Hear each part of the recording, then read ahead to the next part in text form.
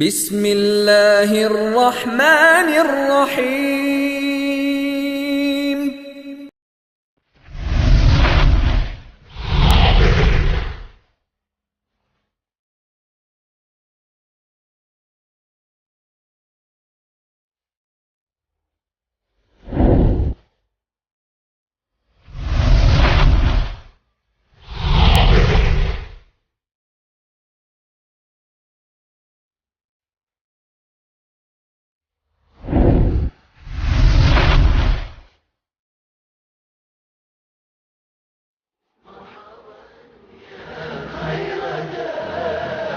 طلع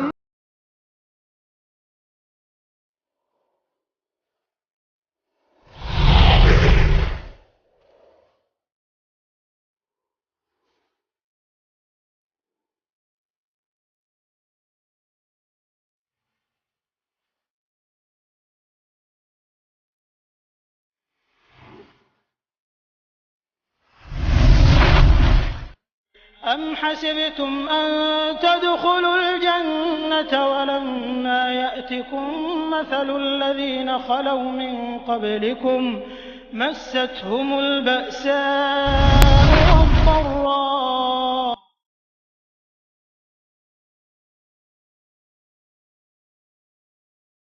السلام عليكم ورحمة الله وبركاته. إن الحمد لله نحمده ونستعينه ونستغفره ونعوذ بالله من شرور أنفسنا ومن سيئات أعمالنا. من يهده الله فلا مضل له ومن يضلل فلا هادي له، وأشهد أن لا إله إلا الله وحده لا شريك له، وأشهد أن محمدا عبده ورسوله. يا أيها الذين آمنوا اتقوا الله حق تقاته ولا تموتن إلا وأنتم مسلمون. يا أيها الناس اتقوا ربكم الذي خلقكم من نفس واحدة وخلق منها زوجها وبث منهما رجالا كثيرا ونساء، واتقوا الله الذي تساءلون به والأرحام إن الله كان عليكم رقيبا.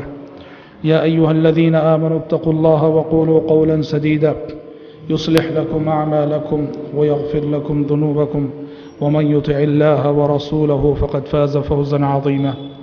أما بعد، فإن خير الحديث كتاب الله، وخير الهدي هدي محمد صلى الله عليه وسلم، وشر الأمور محدثاتها، وكل محدثة بدعة، وكل بدعة ضلالة، وكل ضلالة في النار.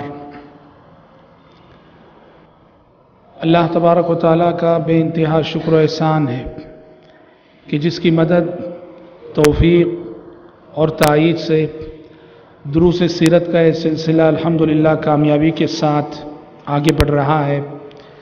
کل کے درس میں ہم نے آپ کے سامنے اس حقیقت کو واضح کیا تھا اور اس موضوع پر روشنی ڈالی تھی کہ جب نبی کریم صلی اللہ علیہ وسلم نے لوگوں کو شرک سے منع کرتے ہوئے، بت پرستی سے روکتے ہوئے توحید کی دعوت دی، تو مشرکین مکہ نے نبی کریم صلی اللہ علیہ وسلم کو، آپ صلی اللہ علیہ وسلم کے صحابہ کو اور پھر اسلام کے بڑھتے قافلے کو روکنے کے لیے کیا کیا منصوبہ بندیاں کی، کیا کیا پلاننگ کی، اس پر کل کے درس میں روشنی ڈالی گئی تھی اور بتایا گیا تھا کہ مکے کے کافروں نے ہر طرح سے کوشش کی پیارے نبی کو ٹینشن دینے کی، صحابہ کو ٹینشن دینے کی، اسلام کے بڑھتے قافلے کو روکنے کی، جو کچھ وہ کر سکتے تھے کر گزرے۔ ایک قدم انہوں نے یہ بھی اٹھایا کہ انہوں نے پیارے نبی کو فیملی پرابلم دینا چاہا۔ کل ہم نے بتایا کیا کیا اسلوب انہوں نے اپنائے۔ تو ایک حرکت مشرکین کی جانب سے یہ بھی ہوئی، انہوں نے چاہا کہ نبی کریم صلی اللہ علیہ وسلم کی ذاتی زندگی میں، پرسنل لائف میں ایسے پرابلمز پیدا کر دیے جائیں کہ نعوذ باللہ آپ صلی اللہ علیہ وسلم ان مسائل میں الجھ کر رہ جائیں، تبلیغ نہ کر سکیں۔ چنانچہ اس سلسلے میں کیا ہوا، ابو لہب جو اللہ کے نبی کا سگا چچا، ابو لہب نے اسلام سے پہلے ہمارے نبی کی 2 بیٹیوں کو اپنی بہو بنایا تھا. ابو لہب کے 2 بیٹے تھے، عتبہ اور عتیبہ. اسلام سے قبل پیارے نبی صلی اللہ علیہ وسلم کی 2 بیٹیاں رقیہ اور ام کلثوم رضی اللہ عنہما، بالترتیب ابو لہب نے اپنے دونوں فرزندوں عتبہ اور عتیبہ سے ان کا نکاح کروا دیا تھا. پیارے نبی کی 2 بیٹیاں رقیہ اور ام کلثوم رضی اللہ عنہما ابو لہب کی بہو تھیں. لیکن جب ابو لہب کی اسلام دشمنی بڑھتی گئی تو اس نے پیارے نبی کو فیملی پرابلم دینے کے لیے، آپ کی زندگی میں الجھنیں پیدا کرنے کے لیے، اس نے اپنے بچوں پہ دباؤ ڈالا کہ محمد کی دونوں بچیوں کو طلاق دو. بالآخر عتبہ اور عتیبہ نے اپنے باپ کے آگے مجبور ہو کر رقیہ اور ام کلثوم رضی اللہ عنہما کو طلاق دے دی. اور ان کی طلاق کے بعد یہ اعزاز عثمان بن عفان رضی اللہ عنہ کو ملا تھا کہ رقیہ اور ام کلثوم یہ دونوں بیک وقت، یعنی یہ دونوں عثمان بن عفان رضی اللہ عنہ کی زوجیت میں آئی. ایک کی وفات کے بعد، ایک کے انتقال کے بعد، دوسری سے جو ہے حضرت عثمان بن عفان رضی اللہ عنہ نے نکاح کیا. تو میرا کہنا یہ ہے کیسے کیسے پرابلمس آتے ہیں. دیکھیے پتہ چلا شیطان ہمیں تبلیغ سے روکنے کے لیے، دعوت سے روکنے کے لیے، اسلام پر قائم رہنے اور ہماری استقامت میں لغزش پیدا کرنے کے لیے فیملی پرابلمس بھی پیدا کر سکتا ہے. ایک مسلمان کو، ایک مومن کو، ایک داعی کو، ایک مبلغ کو ہر طرح کے حالات کا مقابلہ کرنے اور ہر طرح کے چیلنجز کو فیس کرنے کے لیے ذہنی طور پہ تیار رہنا چاہیے. حضرات یہ کافی ان کی چالیں تھیں، تدبیریں تھیں، پلاننگ تھیں، منصوبہ بندیاں تھیں. جب ان تمام منصوبوں کے باوجود اسلام کا بڑھتا ہوا قافلہ نہیں رک رہا تھا تو بالآخر باطل اپنی روش پہ، پرانی روش پہ اتر آؤ. یہ بات یاد رکھنا، باطل کی عادت رہی ہے، باطل کا یہ شیوا رہا ہے ہمیشہ سے، جب وہ حق کا مقابلہ دلیلوں سے نہیں کر سکتا، حق کا جواب دلیل سے نہیں دے سکتا، تو وہ قوت آزمائی پہ اتر آتا ہے. سورہ شورى پڑھو. سورہ شورى میں آپ دیکھیں گے موسیٰ علیہ السلام نے فرعون کے آگے توحید کی ایسی دلائل پیش کی کہ فرعون تلملا اٹھا. موسیٰ علیہ السلام کی کسی دلیل کا جواب اس کے پاس نہ تھا، موسیٰ علیہ السلام کی کسی دلیل کا توڑ اس کے پاس نہ تھا. پاگل ہو گیا، اور پاگل ہو کے کیا کہا؟ قوت آزمائی پہ اترا. کہا قال لئن اتخذت الہا غیری لاجعلنک من المسجونین. کہا کہ اے موسیٰ تیری کوئی دلیل میرے پاس نہیں چلے گی، اب اگر تو میرے علاوہ کسی کو معبود سمجھے تو میں تجھے جیل میں ڈال دوں گا، قید کر ڈالوں گا. یہ بات یاد رہے، یہ باطل کا شیوا رہا ہے کہ جب وہ حق کا مقابلہ دلیلوں سے نہیں کر سکتا ہے تو طاقت آزمائی پہ اتر آتا. اور مکے میں بھی یہی ہوا کہ جب ہر طرح سے ان کی ساری کوششیں ناکام ہوئیں تو مسلمانوں کو، صحابہ کو، نبی کریم صلی اللہ علیہ وسلم کو مشرکین مکہ جسمانی اذیتیں دینے پر اتر آئے. آپ صلی اللہ علیہ وسلم کو آپ کے صحابہ کے ساتھ مارا جانے لگا، پیٹا جانے لگا، طرح طرح کی اذیتیں دی جانے لگیں. اور اس سلسلے میں سب سے زیادہ ظلم اور سب سے زیادہ مشق ستم بنے وہ ضعفاء، وہ کمزور لوگ جو غلام تھے، جو لونڈی کی حیثیت سے کسی غیر مسلم آقا کی ملکیت تھے.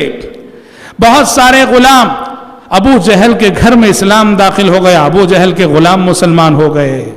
امیہ بن خلف جو نبی کا بڑا دشمن ہے، اس کے گھر میں اسلام داخل ہو گیا، امیہ بن خلف کے غلام مسلمان ہو گئے.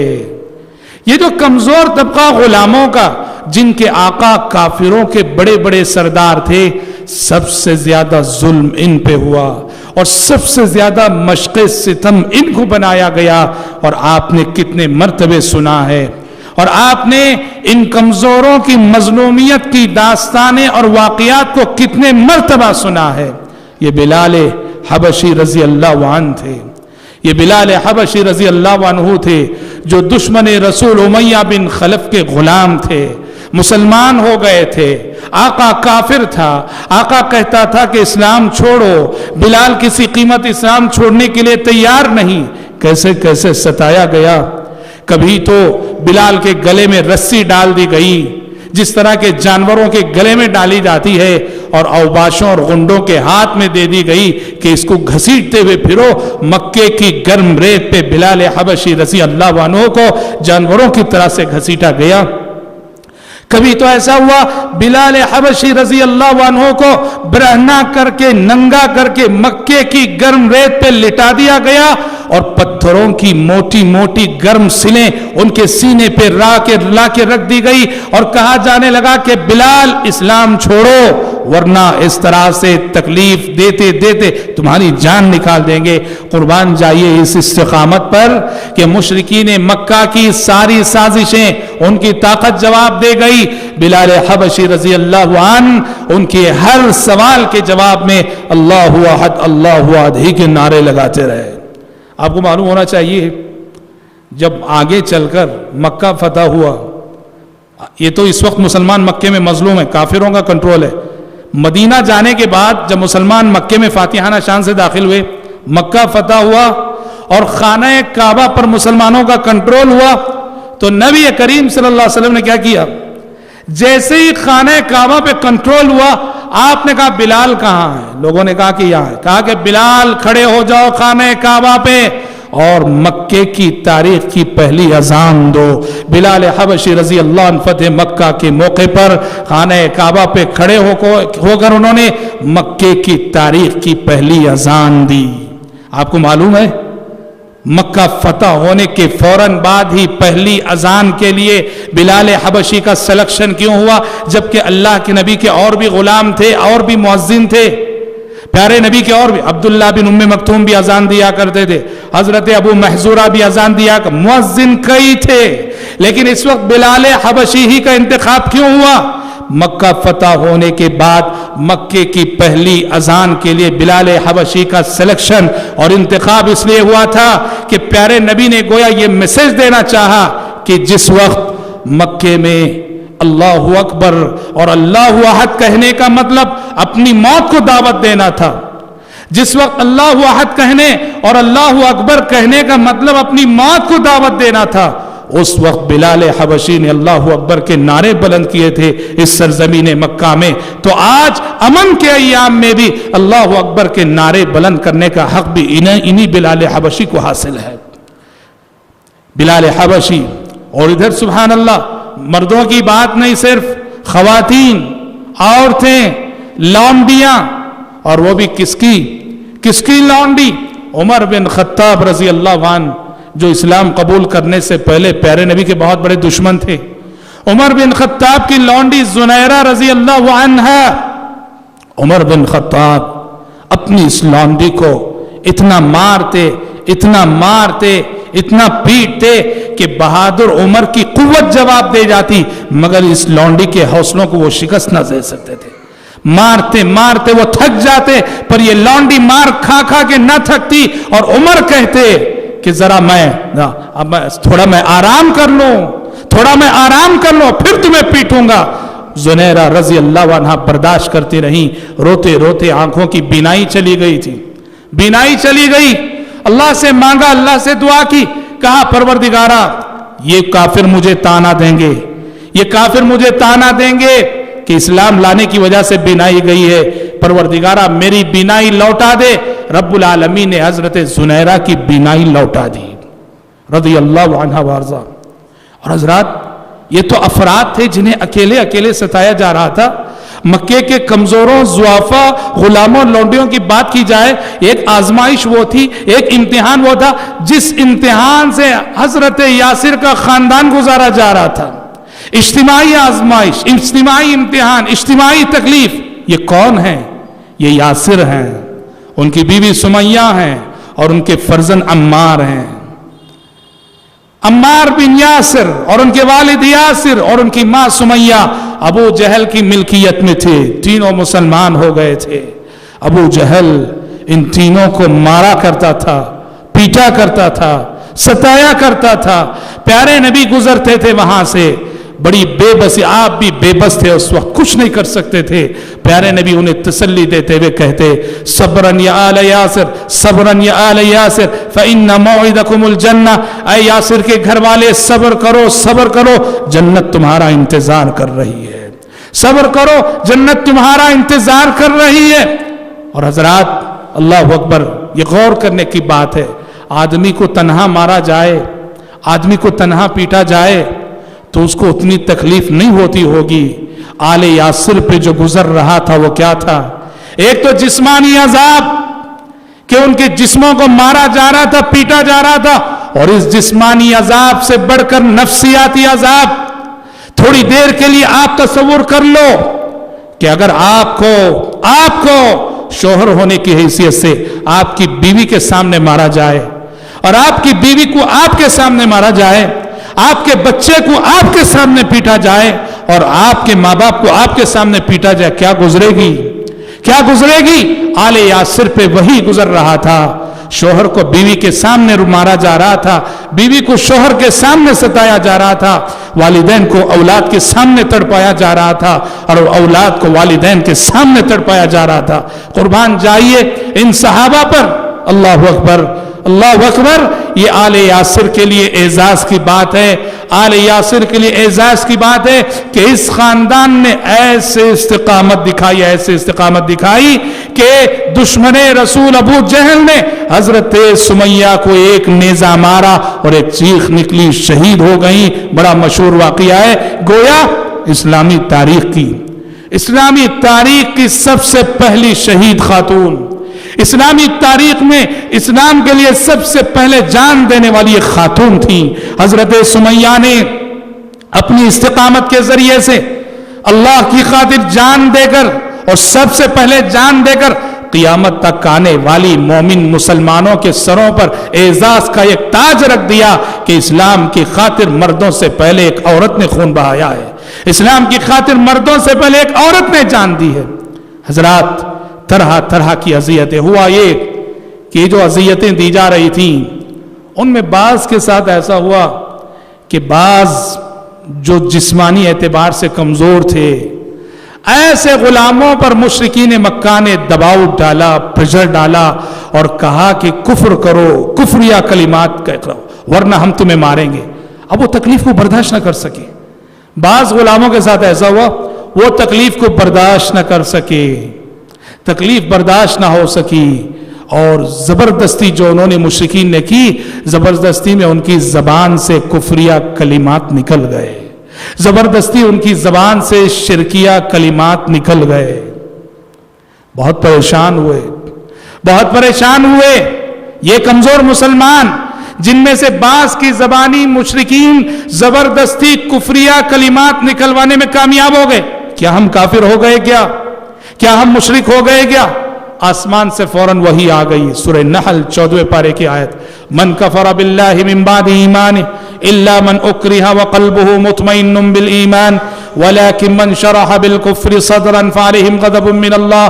آسمان سے وحی نازل ہو گئی جس وحی میں یہ بتایا گیا کہ جن لوگوں پر زبردستی کی جائے، جن لوگوں سے زبردستی کفر کروایا جائے، جن لوگوں سے زبردستی شرک کروایا جائے، حالانکہ ان کے دل شرک سے مطمئن نہیں ہیں، ان کے دل توحید پر قائم ہیں، ناحق انہیں مارا جا رہا ہے، پیٹا جا رہا ہے، قتل کی دھمکیاں دی جا رہی ہیں، زبردستی اپنی جان بچانے کے لیے اگر کسی نے کفریہ کلمہ کہہ دیا ہے تو اللہ تعالیٰ کے پاس یہ بات قابل مواخذہ نہیں ہے. اللہ انہیں معاف کرنے والا ہے، درگزر کرنے والا ہے. لیکن یہ چند صحابہ تھے، ورنہ بیشتر صحابہ تو ایسے تھے کہ جن کے آگے مشرکین کی طاقت اور جواب دے گئی تھی، وہ ان کے حوصلوں کو شکست نہ دے سکے. انہوں نے ہر طرح کی اذیتیں برداشت کی اور اللہ وحد کے نعرے لگاتے رہے. اور یہاں حضرات ابو بکر صدیق رضی اللہ عنہ کی ایک منقبت یہاں بھی نظر آتی ہے.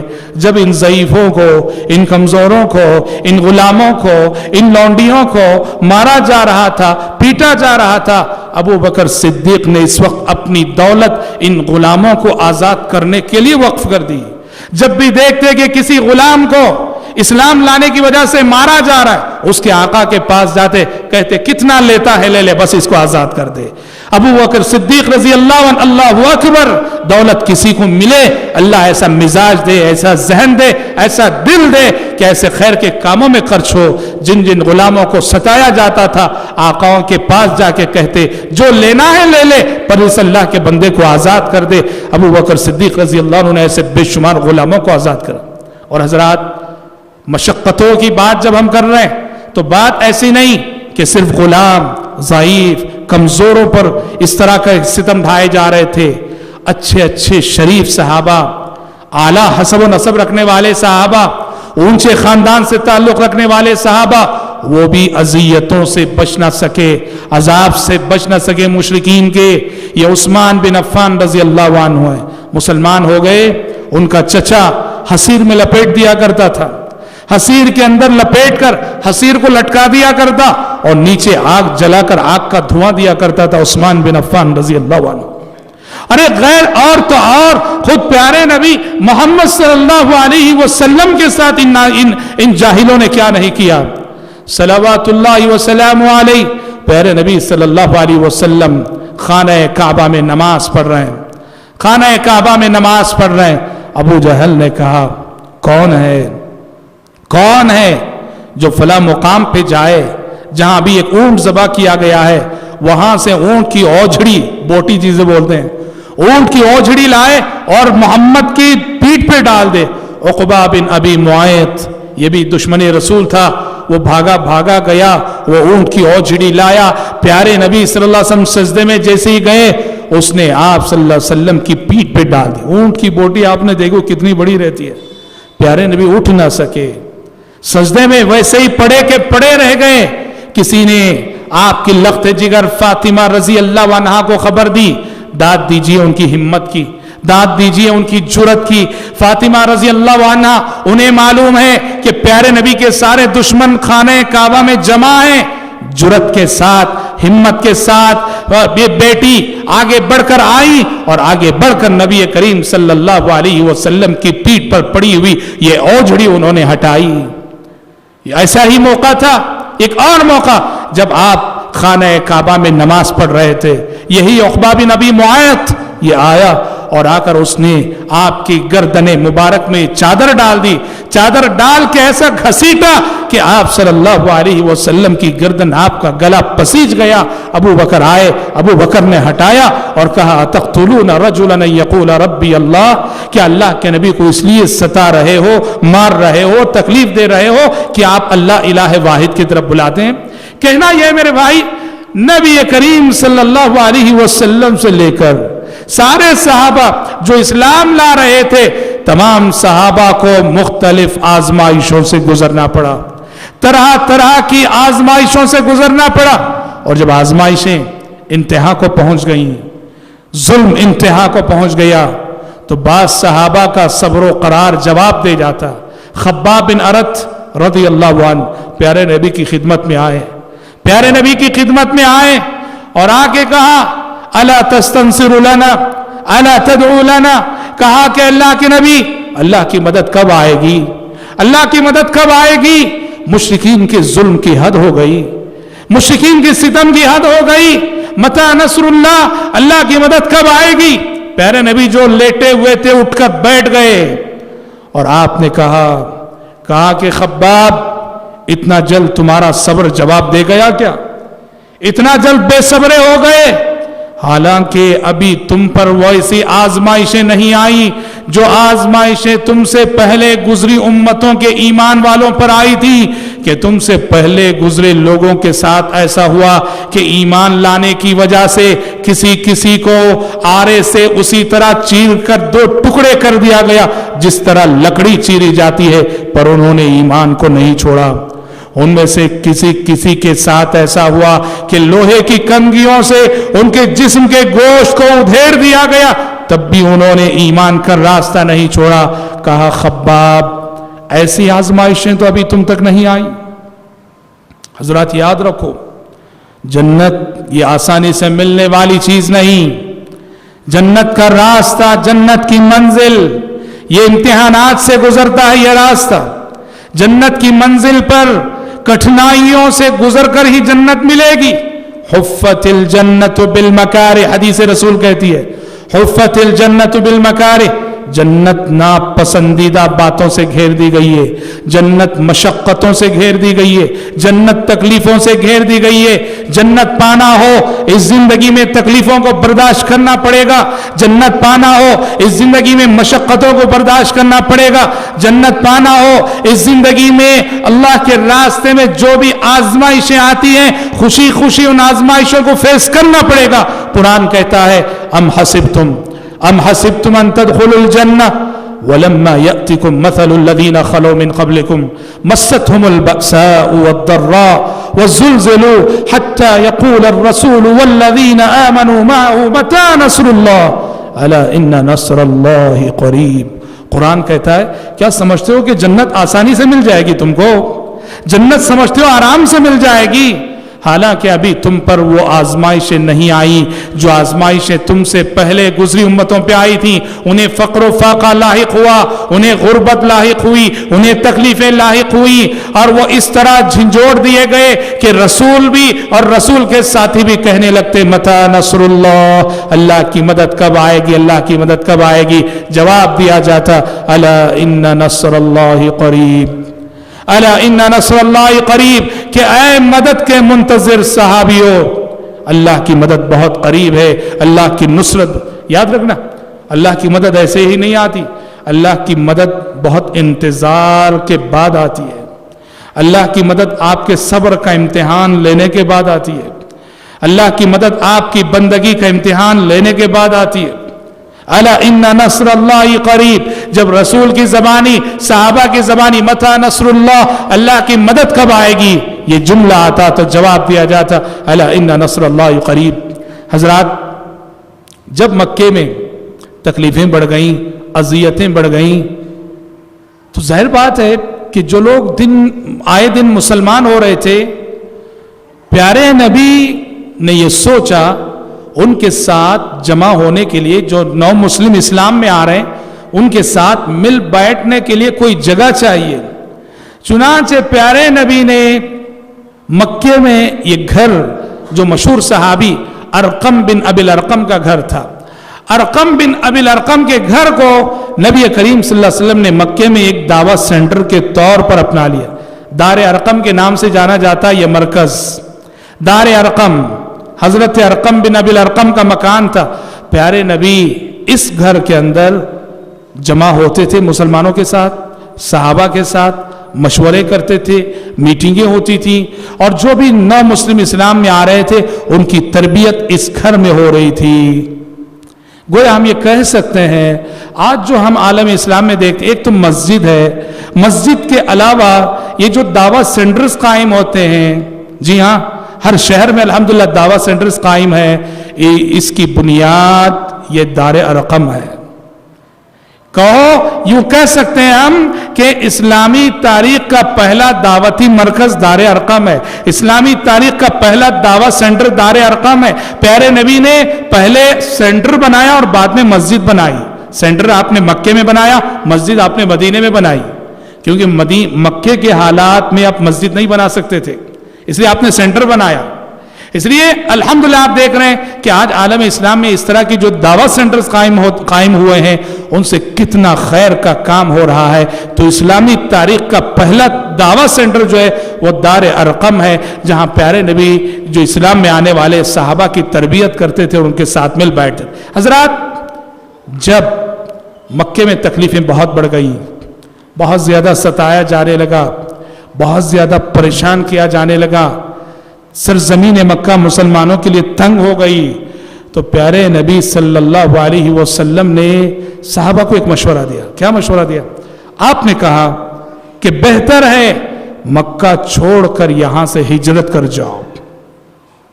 اور آپ نے خود مشورہ دیا کہ میرا مشورہ ہے حبشہ چلے جاؤ، حبشہ چلے جاؤ، وہاں کا بادشاہ انصاف پسند بادشاہ ہے، وہ کسی پہ ظلم نہیں کرتا.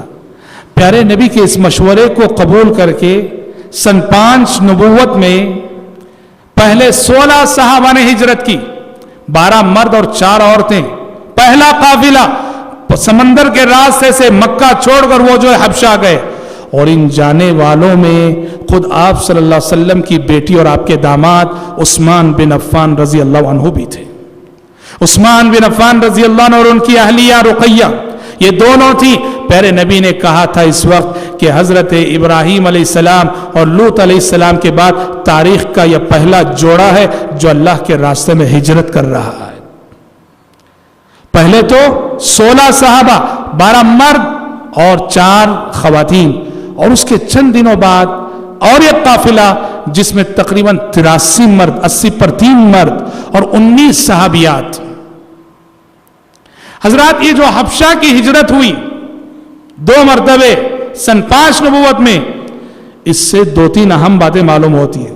کیا باتیں معلوم ہوتی ہیں؟ سب سے پہلی بات یہ معلوم ہوتی ہے کہ دعوت و تبلیغ کی زندگی میں مومنانہ زندگی جب ہم گزارنا چاہیں گے تو ہماری زندگی میں ہجرت کا مرحلہ بھی آ سکتا ہے۔ ہجرت کب کرتے ہیں؟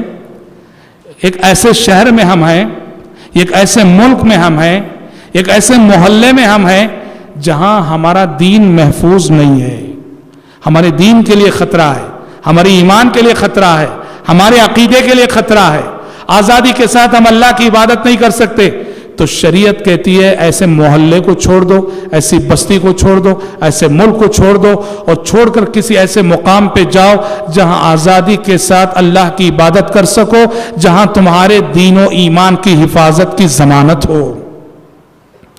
ہجرت یہ قیامت تک باقی ہے۔ پیارے نبی نے کہا جب تک قیامت نہیں آ جاتی اور توبے کا دروازہ جب تک بند نہیں ہوتا تب تک ہجرت کا دروازہ کھلا رہے گا۔ تو ایک مومن کو اپنے ایمان اور اپنے عقیدے کو بچانے کے لیے، اور خصوصاً دعوت و تبلیغ سے جو لوگ ریلیٹڈ رہتے ہیں، داعی اور مبلغین، دعات اور مبلغین کی زندگی میں ہجرت کا مرحلہ ضرور آتا ہے۔ علامہ البانی رحمۃ اللہ علیہ کی زندگی کو پڑھو، انہوں نے کہا پہلے البانیہ سے سیریا ہجرت کی، سیریا کے ایک شہر سے پھر دوسرے شہر ہجرت کی۔ سمجھ رہے ہیں؟ اللہ والوں کو ستایا جاتا ہے، پریشان کیا جاتا ہے تو وہ ہجرت کرنے پہ مجبور ہوتے ہیں۔ ایک مومن کی زندگی میں ہجرت کا مرحلہ آ سکتا ہے، مومن کو ذہنی طور پہ تیار رہنا چاہیے۔ پہلی بات یہ معلوم ہوئی۔ دوسری بات یہ معلوم ہوئی، یہ جو مسلمان حبشہ ہجرت کی وہ کیا ہے کہ ایک ایسا غیر مسلم ملک، نان مسلم کنٹری میں ہم رہ سکتے ہیں، کیونکہ ایک مسئلہ ہے کہ ایک ایسا ملک جہاں غیر مسلم حکومت ہو، نان مسلمز کی میجورٹی ہو، ایسے ملک میں کیا رہنا جائز ہے کیا؟ دیکھیے پیارے نبی نے کہا کہ حبشہ کا بادشاہ جو کہ کافر ہے، حبشہ نان مسلم ملک ہے، نان مسلم کنٹری ہے، اور پیارے نبی نے خود کہا کہ حبشہ چلے جاؤ، اور کیا کہا؟ کیونکہ وہ غیر مسلم سے ایک کرسچن ملک تھا، وہ کرسچن بادشاہ تھا، وہ آپ نے کہا کہ کرسچن ہے صحیح مگر وہ انصاف پسند بادشاہ، کسی پہ ظلم نہیں کرتا، مذہبی آزادی دیتا ہے، اس کے ملک میں رہتے ہوئے تم اسلام پہ عمل کر سکتے ہو۔ اسی لیے صحابہ گئے حبشہ اور وہاں قیام کیا صحابہ نے، پتا چلا ایسا غیر مسلم ملک، ایسا غیر مسلم ملک، ایسی غیر مسلم گورنمنٹ جو ہمیں ہمارا مذہبی حق دیتی ہے، اذان دینے کا حق، مسجد بنانے کا حق، نماز قائم کرنے کا حق، جماعت قائم کرنے کا حق، جو ہمارا دین پر عمل کرنے کی آزادی جو حکومت ہمیں دیتی ہے غیر مسلم، وہاں رہنے کی اجازت بالکل ہے، وہاں بالکل رہا جا سکتا ہے۔ اسی لیے پیارے نبی نے خود کہا حبشہ چلے جاؤ کہ وہ بادشاہ کسی پہ ظلم نہیں کرتا۔ اور تیسرا پوائنٹ، حبشہ کی ہجرت سے جو تیسرا نقطہ معلوم ہوتا ہے وہ یہ ہے کہ دعوت و تبلیغ کے لیے بات یاد رہے کہ دعوت و تبلیغ کا کام کبھی رکنا نہیں چاہیے۔ اگر ایک فیلڈ میں کچھ مشکلات آ رہی ہیں، وہاں کام کو روکا جا رہا ہے تو دوسری جگہ شروع کر دینا چاہیے، دوسری جگہ روکا جا رہا ہے تیسری جگہ شروع کر دینا چاہیے، یہ کام کبھی نہیں رکنا چاہیے۔ ہاں حالات اگر سازگار نہیں، فیلڈ بدل لو، جگہ بدل لو، محلہ بدل لو، لیکن دعوت کا کام کبھی رکنا نہیں چاہیے۔ اسی لیے پیارے نبی نے کہا حبشہ چلے جاؤ اور وہاں جا کر آزادی کے ساتھ تم جو ہے اللہ تبارک و تعالیٰ کی عبادت کر سکتے ہو۔ حضرات مسلمان جب حبشہ گئے اور حبشہ میں جو ہے اطمینان کے ساتھ رہنے لگے، مشرکین مکہ سے دیکھا نہ گیا، انہوں نے یہ سازش کی کہ مسلمانوں کو وہاں سے نکلوانا چاہیے. تو انہوں نے کیا کہ ان کو پتا چلا کہ نجاشی کو چمڑا بہت پسند ہے, چمڑے کی چیزیں بہت پسند ہے. انہوں نے قیمتی چمڑے کی قیمتی چیزیں بنائیں. اور عمرو بن العاص جو اس وقت تک مسلمان نہیں ہوتے, آگے چل کے تو یہ صحابی بنے, اس وقت ابھی وہ کافر تھے. عمرو بن العاص کی قیادت میں ایک وفد حبشہ بھیجا, اور اس وفد نے جا کر پوری کوشش کی بادشاہ نجاشی کے پاس شکایت کر کے کسی طرح سے مسلمانوں کو یہاں سے نکالا جائے. بہت سارے الزامات دیے انہوں نے, یا ایسے لوگ ہیں یا ایسے لوگ ہیں, سمجھ رہے ہیں, بہت سارے الزامات دیے. نجاشی کے بارے میں تو پیارے نے بھی بتا چکے, وہ انصاف پسند بادشاہ, وہ ون سائڈ سن کے فیصلہ کرنے والا نہیں تھا. نجاشی نے ان کی باتیں سنی, مسلمانوں کو بلایا, مسلمانوں کو بلا کے پوچھا تمہارے بارے میں کیا رپورٹ کر رہی ہیں کہ تم ظالم ہو, رشتہ داری میں پھوٹ ڈالنے والے ہو, نفرتیں پھیلانے والے ہو, باغی لوگ ہو, باغی جماعت ہو, بہت کچھ. مسلمانوں نے اپنی جانب سے بات کرنے کے لیے جعفر بن ابی طالب کو آگے بڑھایا, نبی اکرم صلی اللہ علیہ وسلم کے چچا زاد بھائی. جعفر بن ابی طالب نے مسلمانوں کی نمائندگی کرتے ہوئے پہلے تو ایک جامع تقریر کی, جس تقریر میں انہوں نے سمجھایا کہ بادشاہ محمد صلی اللہ علیہ وسلم کی بعثت سے پہلے ہم کیا تھے. کہا کہ ہم جو ہے نبی کریم محمد صلی اللہ علیہ وسلم کی بعثت سے پہلے, آپ کی آمد سے پہلے ہم بڑے ظالم تھے, ہم رشتوں کو توڑنے والے تھے, ہم ناانصافی کرنے والے تھے, ہم خیانت کرنے والے تھے, ہم جھوٹ بولنے والے تھے, ہم دھوکہ دینے والے تھے. پر اے بادشاہ, اللہ تعالیٰ نے ہمارے درمیان ایک ایسا نبی بھیجا جس نے سچائی کی دعوت دی, امانت داری کی دعوت دی, خیانت سے منع کیا, جھوٹ سے منع کیا, اللہ الہ واحد کی بندگی کی, یعنی بڑی تقریر کی. تقریر کرنے کے بعد جعفر بن ابی طالب رضی اللہ عنہ نے شاہ حبش نجاشی کو قرآن سنایا. اور داد دیجئے حضرت جعفر بن ابی طالب کی دور اندیشی اور ان کی سمجھداری کی کہ انہوں نے نجاشی کو قرآن سنانے کے لیے جن آیتوں کا سلیکشن کیا, بڑی جامع آیتیں تھی. جعفر بن ابی طالب جانتے تھے کہ بادشاہ جو ہے کرسچن ہے, اس لیے انہوں نے کون سی آیتیں منتخب کی بادشاہ کو سنانے کے لیے؟ سورہ مریم کی آیتیں, سورہ مریم کی آیتیں.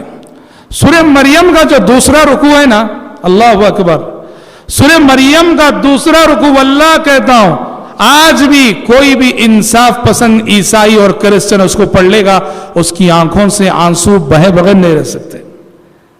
ایک ایسے دور میں آپ کو معلوم ہونا چاہیے, یہودی اللہ کے نبی کے زمانے میں بھی اور آج بھی یہودی کیا کہتے ہیں معلوم ہے؟ یہودی یہ کہتے ہیں کہ نعوذ باللہ ثم نعوذ باللہ, مریم کو شوہر کے بغیر بچہ پیدا ہوا اس لیے کہ نعوذ باللہ ثم نعوذ باللہ مریم نے زنا کیا. لا حول ولا قوۃ الا باللہ. اور وہ نعوذ باللہ یہودی عیسیٰ علیہ السلام کو ہم کس زبان سے کہیں نعوذ باللہ ولد الزنا قرار دیتے تھے. ایسے دور میں آسمان سے آنے والی آیتوں نے سورہ مریم کے دوسرے رکوع میں عیسیٰ علیہ السلام کی پیدائش اور عیسیٰ علیہ السلام کی ولادت کا جو نقشہ کھینچا گیا, واللہ وَاذْكُرْ فِي الْكِتَابِ مَرْيَمْ اِذْ انْتَبَذَتْ مِنْ أَهْلِهَا مَكَانًا شَرْقِيًّا. اے پیغمبر اس کتاب قرآن مجید کے اندر مریم کا بھی ذکر کر دیجئے. اِذْ انْتَبَذَتْ مِنْ أَهْلِهَا مَكَانًا شَرْقِيًّا فَاتَّخَذَتْ مِنْ دُونِهِمْ حِجَابًا. جب وہ آبادی سے کنارہ کش ہو کر بیت المقدس کی مشرقی سمت آ گئیں, یعنی جب اللہ تعالیٰ کو منظور ہوا کہ عیسیٰ علیہ السلام کی ولادت ہو بغیر باپ کے, تو کیسے شروع ہوا یہ مرحلہ؟ کہا کہ مریم کے اندر ایک طرح کی تنہائی پسندی کا مزاج آیا, مریم پبلک سے الگ ہو گئی, الگ ہو کر بیت المقدس میں کے مشرقی کنارے آ گئیں. قرآن کہتا ہے مریم تنہائی میں رہنے لگی, اکیلی رہنے لگی. فَأَرْسَلْنَا إِلَيْهَا رُوحَنَا فَتَمَثَّلَ لَهَا بَشَرًا سَوِيًّا. مریم جب تنہائی میں تھی تو ہم نے روح الامین کو ان کے پاس بھیجا, جبریل امین کو ان کے پاس بھیجا. فَتَمَثَّلَ لَهَا بَشَرًا سَوِيًّا. جبریل امین گئے مریم کے پاس, خوبصورت صحت مند نوجوان کی شکل میں گئے. مریم نے دیکھا کہ جب وہ تنہا ہیں, اکیلے ہیں, تنہائی میں ایک انسان ان کی طرف آگے بڑھ رہا ہے. ڈر گئیں. کہیں یہ کسی بری نیت سے برے ارادے سے تو نہیں آ رہے، اس لیے فوراً کہا قالت انی اعوذ بالرحمن منک ان کنت تقیا، کہا کہ اگر تم کسی برے ارادے سے آ رہے ہو تو میں رحمان کی پناہ چاہتی ہوں. لیکن پھر کہا لیکن تمہارے چہرے اور تمہارے سراپا کو دیکھنے سے لگ رہا ہے کہ تم بڑے متقی ہو. جبریل امین نے کہا قال انما انا رسول ربک لیہب لک غلاما زکیا. جبریل امین نے کہا میں بشر نہیں، میں انسان نہیں، میں تمہارے رب کا بھیجا ہوا فرشتہ ہوں، اور اس لیے آیا ہوں کہ تمہارے رب کے حکم سے تمہیں ایک پاکیزہ اولاد عطا کروں. اولاد کی بات جیسے مریم نے سنی قالت انا یکون لی ولد ولم یمسسنی بشر ولم اک بغیا. مریم نے کہا مجھے اولاد کہاں سے ہوگی، نہ میرا نکاح ہوا ہے اور نہ ہی میں بدکار عورت ہوں. جائز اولاد ہو تو نکاح سے، ناجائز اولاد ہو تو بدکاری سے. مریم نے کہا مجھے اولاد کہاں سے ہوگی، نہ میرا نکاح ہوا ہے اور نہ ہی میں بدکار ہوں. قال كذلك قال ربك هو علي هين ولنجعله آية للناس ورحمة منا وكان أمرا مقضيا. جبریل امین نے کہا اے مریم تمہارے رب کا فیصلہ یہی ہے اور یہ طے ہے، اب تمہیں بغیر شوہر کے اولاد ہونی ہے. مفسرین کہتے ہیں کہ اللہ کے حکم سے جبریل امین نے پھونک ماری، اللہ کے حکم سے جبریل امین نے مریم کے اندر پھونک ماری اور اس پھونک سے مریم کے پیٹ میں حمل ٹھہر گیا. قرآن کہتا ہے فحملته فانتبذت به مكانا قصيا فجاءها المخاض الى جذع النخلة. حمل ٹھہر گیا اور اسی مدت حمل میں تنہائی میں رہنے لگی، یہاں تک کہ جب مدت ولادت اور ڈیلیوری کا وقت قریب آیا. آپ جانتے ہیں کہ حمل کی مدت عورت کے لیے کتنی تکلیف دہ ہوتی ہے، خصوصاً جیسے جیسے ولادت کا وقت قریب آتا ہے یہ وقت کتنا مشکل ہوتا ہے. لمحہ لمحہ عورت کو کسی عورت کو لگتا ہے کہ عذاب ہے. واللہ مریم ایک تو تنہائی میں، مریم تنہا ہے، اور ولادت کی تکلیف، ولادت کا وقت جیسے قریب آیا اس کی تکلیف سمجھ رہے ہیں. قرآن کہتا ہے فَأَجَاهَا الْمَخَاضُ إِلَى جِذْعِ النَّخْلَةِ قَالَتْ يَا لَيْتَنِي مِتُّ قَبْلَ هَذَا وَكُنْتُ نَسْيًا مَنْسِيًّا. دیکھو یہ پاک دامن عورت کے جذبات کی سچی تصویر کشی. مریم یہ سوچ سوچ کر بڑا پریشان ہو رہی تھی، تڑپ رہی تھی کہ بغیر شوہر کے مجھے حمل ٹھہرا ہے، بغیر شوہر کے اولاد ہو رہی ہے. اب سوسائٹی کیا کہے گی، سماج کیا کہے گا، لوگ کیا الزام دیں گے. مریم یہ سوچ کر تڑپ گئیں، اور ایسی صورت میں جب درد شروع ہو رہا ان کو، قرآن کہتا ہے وہ کہنے لگی یا لیتنی مت قبل هذا وکنت نسیا منسیا. کاش کہ میں آج سے پہلے مر گئی ہوتی، کاش کہ میں آج سے پہلے مر گئی ہوتی، آج کا دن دیکھنا مجھے زندگی میں نصیب نہ ہوتا، دنیا مجھے بھلا چکی ہوتی، دنیا میں مجھے کوئی جاننے والا نہ ہوتا. ایک سچی پاک دامن عورت کے جذبات کی تصویر کشی. قالت یا لیتنی مت قبل هذا وکنت نسیا منسیا. قرآن کہتا فناداها من تحتها الا تحزني قد جعل ربك تحتك سريا وهزي اليك بجذع النخلة تساقط عليك رطبا جنيا فكلي واشربي وقري عينا. مریم تڑپ رہی تھی، بلبلا رہی تھی، یہ سوچ کر کے سوسائٹی کیا کہے گی جب مجھے بغیر شوہر کے اولاد ہوگی. جبریل امین نے پکارا، آواز دی اور کہا مریم غم نہ کرو، غم نہ کرو، قد جعل ربک تحتک سریا. دیکھو اللہ تعالیٰ نے تمہارے قدموں تلے یہ پانی کا چشمہ بہا دیا ہے، مریم یہ پانی پیتی رہو. اور دیکھو یہ کھجور کا درخت ہے جہاں جا کے وہ بیٹھی تھی. کہا مریم جب بھی بھوک لگے اس کھجور کی درخت کو پکڑ کے ہلانا، کھجور گریں گے وہ کھانا. کہا پانی بہایا اللہ نے، پانی پیتی رہو، اور جب بھی بھوک لگے کھجور کے درخت کو پکڑ کے ہلاؤ، کھجور گریں گے اور وہ کھا لینا. فکلی واشربی وقرری عینا. آپ نے کھجور کا درخت دیکھا ہے؟ جن لوگوں نے کھجور کا درخت دیکھا ہے تو وہ جانتے ہیں کہ کھجور کے درخت کو کوئی ہلا سکتا ہے کیا؟ کھجور کے درخت کو کوئی ہلا نہیں سکتا، پہلوان بھی ہلا نہیں سکتا. سمجھ رہے ہیں؟ اور فرض کرو کہ کھجور کے درخت کو کوئی ہلانے میں کامیاب بھی ہو جائے تھوڑی دیر کے لیے، کھجور کوئی املی نہیں کہ ہلانے سے گر جائے، کھجور کی گرفت اپنے خوشے سے بڑی مضبوط ہوتی ہے۔ اسی لیے اہل علم نے کہا کہ یہ مریم کی کرامت تھی، حضرت مریم کی کرامت تھی کہ وہ ایک عورت ذات ہوتے ہوئے، وہ بھی حمل کی مدت میں کتنی کمزور ہوتی ہے عورت، کمزور ہاتھوں سے جب وہ کھجور کے درخت کو ہلاتی تھی، وہ درخت کھجور گراتا تھا۔ گویا مطلب یہ ہوا کہ مریم تم ہلا تو نہیں سکتی، ہلانے کی کوشش تو کر سکتی ہو، جتنا تم کر سکتی ہو کرو، باقی ہم کر لیں گے۔ ہاں، فَكُلِي وَاشْرَبِي وَقَرِّي عَيْنًا، کھاؤ پیو مطمئن رہو، پریشان نہ ہونا۔ اب مریم سوچ رہی تھی کہ لوگ کیا کہیں گے، اس بچے کو لے کر میں جاؤں گی، لوگ کیا کہیں گے، اور اس کا بھی حل بتا دے۔ فَإِمَّا تَرَيِنَّ مِنَ الْبَشَرِ أَحَدًا فَقُولِي إِنِّي نَذَرْتُ لِلرَّحْمَنِ صَوْمًا فَلَنْ أُكَلِّمَ الْيَوْمَ إِنسِيًّا۔ کہا کہ مریم جب بچے کو لے کر قوم کے پاس جاؤ، تم کو ڈر ہے کہ دنیا کیا کہے گی، لوگ کیا الزامات دیں گے، کہا دنیا کچھ بھی کہہ لے، لوگ کچھ بھی کہہ لے، تم کو بس خاموش رہنا ہے، منہ نہیں کھولنا ہے، تم کو بس خاموش رہنا ہے، منہ نہیں کھولنا ہے، لوگ کچھ بھی کہیں ان سے بتا دینا کہ آج میں نے خاموشی کا روزہ رکھنے کی نذر مانی ہے۔ پچھلی شریعتوں میں خاموشی کا روزہ جائز تھا، ہماری شریعت میں ناجائز ہے۔ دیکھ رہے ہیں آپ، واللہ دنیا میں جاہلوں کی جہالت کا خاموشی سے بہتر کوئی اور جواب نہیں ہے۔ جاہل آپ کے ساتھ جہالت ہی کرتا ہے تو اس کی جہالت کا سب سے بہترین جواب خاموش رہ جاؤ۔ آپ کی خاموشی اس کے لیے ایک تھپڑ کی مانند ہے۔ جاہل سے اگر آپ بات کریں گے نا، جاہل سے بات کر کے کبھی جیت نہیں سکتے آپ۔ کیوں؟ جاہل سے بات کر کے اگر جیتنا ہو تو اس سے بڑے جاہل بننا پڑے گا، تبھی جیتیں گے آپ۔ سمجھ رہے ہیں؟ وہ اگر 1 لاکھ کی گالی دیتا ہے تو آپ کو 1.5 لاکھ کی گالی دینی پڑے گی، وہ 1.5 لاکھ کی گالی دیتا ہے تو 2 لاکھ کی گالی دینی پڑے گی۔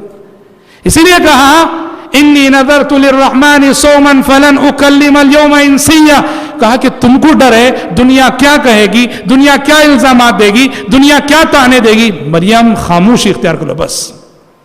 قرآن کہتا ہے فاتت به قومها تحملو، ولادت ہو گئی، بچے کو لے کر قوم کے پاس گئیں، اب جیسا ان کا اندیشہ تھا وہی ہوا، جتنے منہ اتنی باتیں۔ قالوا يا مريم لقد جئت شيئا فريا يا اخت هارون ما كان ابوك امرأ سوء وما كانت امك بغيا۔ دنیا جہاں کی باتیں، دنیا جہاں کی باتیں، مریم تو کیسی نکلی، نہ تیرا باپ ایسا تھا، نہ تیری ماں ایسی تھی، نہ تیرا بھائی ایسا تھا، تو کیسی نکل گئی، کیسوں کی گود میں کیسی پیدا ہو گئی، جتنے منہ اتنی باتیں۔ فاشا، حکم تھا خاموش رہنا ہے، خاموش ہے۔ فاشارت الی، انہوں نے اپنے معصوم بچے کی طرف اشارہ کر دیا جو گود میں تھا۔ قالوا کیف نکلم من کان فی المہد صبیا، لوگوں نے کہا ہم بچے سے کیا بات کریں۔ رب کی قدرت دیکھیے، مریم بولنا جن کی فطرت تھی، اللہ نے انہیں خاموش کروایا، اور یہ ننھا بچہ نہ بولنا جس کی فطرت ہے اس کو بلوایا اللہ تعالی۔ قال انی عبد اللہ، قال انی عبد اللہ آتانی الکتاب وجعلنی نبیا، گود میں گہوارے میں اس بچے نے معجزانہ طور پر گفتگو کرتے ہوئے کہا انی عبد اللہ، میں اللہ کا بندہ ہوں، میں اللہ۔ دیکھو اللہ کے علم میں یہ بات تھی نا کہ کرسچن آگے چل کر عیسیٰ علیہ السلام کو نعوذ باللہ معبود بنانے والے ہیں، انہیں خدا بنانے والے، اس لیے اللہ کی مشیت یہ ہوئی کہ جب گود میں معجزانہ طور پر انہوں نے بات کی تو سب سے پہلا جملہ اپنے بشر اور اپنے بندہ ہونے کا اقرار، انی عبد اللہ، میں اللہ کا بندہ ہوں، آتانی الکتاب، اللہ تعالیٰ نے میرے مقدر میں نبوت رکھی ہے، کتاب لکھی ہے۔ حضرات سوچو کہ جب نجاشی نے یہ آیتیں سنی ہوں گی کیسا اثر ہوا ہوگا، کیسا اثر لیا ہوگا۔